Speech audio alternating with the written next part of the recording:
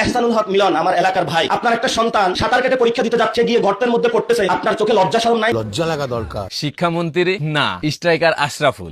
মেহরাবের চেষ্টা আশরাফুল বুকাসু।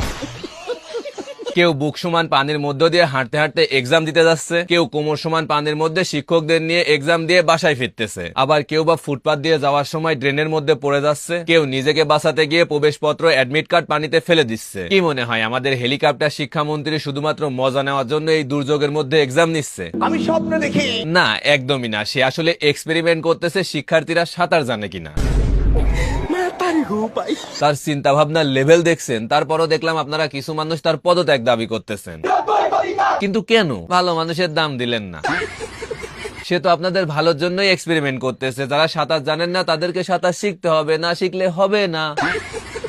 কারণ এবার তো হাঁটু পানিতে কিংবা কোমর পানিতে এক্সাম দিতে যাওয়া লাগছে, নেক্সট টাইম সাঁতার কেটেও যাওয়া লাগতে পারে। ব্যাপারটা হচ্ছে তিনি হলেন আমাদের হেলিকপ্টার শিক্ষামন্ত্রী। তার কাজ হচ্ছে হেলিকপ্টার নিয়ে কেন্দ্রে কেন্দ্রে যাবেন এবং নকল ধরবেন। আর নকল ধরতে হলে তো এক্সাম নিতেই হবে। এখন শিক্ষার্থীরা সাঁতার কাটতে কাটতে আসবে, নাকি ডুব দিতে দিতে আসবে, নাকি সে যেভাবে লাফায় লাফায় সংসদে গেছিল সেভাবে শিক্ষার্থীরা লাফিয়ে লাফিয়ে এক্সাম হলে যাবে, সেটা ডাজেন্ট ম্যাটার। এগুলা তার দেখারই বিষয় না। তার দেখার বিষয় হচ্ছে পড়তে হবে, কারণ নকল আর হবে না।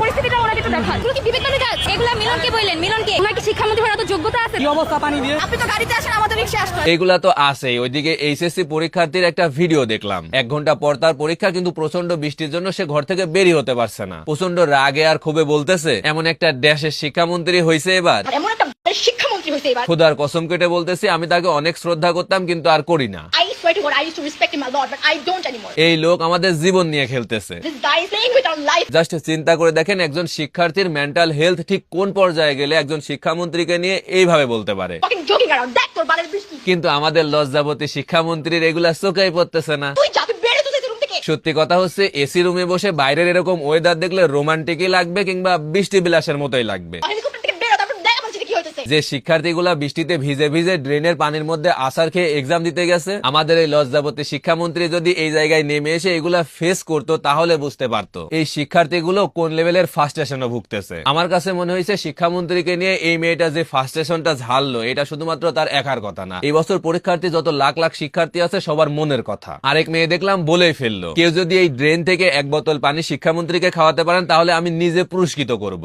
ফলে যে পানিগুলো আছে না, এগুলোর যদি একটা বোতল যদি নিয়ে যদি শিক্ষামন্ত্রী যদি আমার হয়ে যদি খাওয়াই দিয়ে আসতে পারেন, তাহলে আপনার জন্য বিশেষভাবে আমি উপহার দিব। শুধুমাত্র এক্সাম দিয়ে বের হওয়ার পর না, এক্সাম দিতে যাওয়ার আগে কিংবা বাসায় থেকে বৃষ্টিতে বের হতে না পারা শিক্ষার্থীগুলাও তাদের কষ্টগুলা শেয়ার করতেছে। সবার গাড়ি নাই বাসা থেকে যাওয়ার জন্য, সবার বাসস্থান একই জায়গায় না ভাই। কিন্তু